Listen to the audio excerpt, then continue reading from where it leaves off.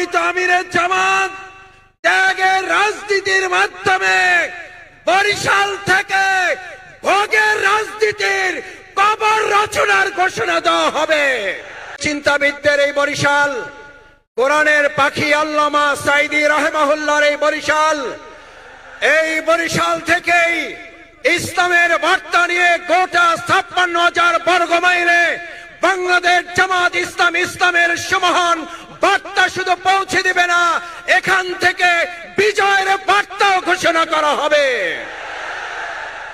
ইসলামকে বাদ দিয়ে, ইসলামকে ত্যাগ করে যারা রাজনীতির আলাপ তুলেছেন, এই সমাবেশ থেকে কান খুলে শুনে রাখুন, ইতিপূর্বে যারা ইসলামকে ত্যাগ করে রাজনীতির সমাজনীতি করেছিল, তারা শুধু পদত্যাগ করে নাই, তারা দেশ ত্যাগ করতেও বাধ্য হয়েছে।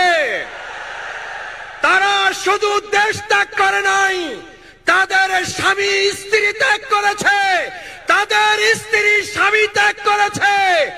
বিশ্বের আদালত থেকে তাদের পদত্যাগে বাধ্য করা হয়েছে। আজ গোটা বিশ্বে তারা পদত্যাগী একটা পরিবার হিসাবে পরিচিতি পেয়েছে।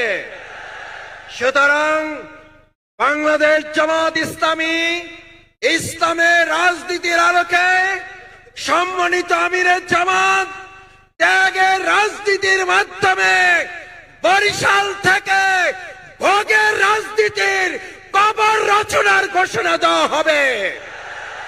কারণ আমরা ত্যাগের রাজনীতি করলে রাজনীতির পরিসমাপ্তি আর ত্যাগ দেশ করতে হবে না।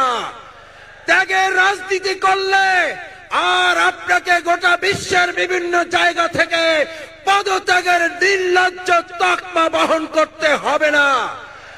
যারা ত্যাগের রাজনীতি করে তারা হাসি মুখে ফাঁসির মঞ্চে যায়, মাথা নত করে না।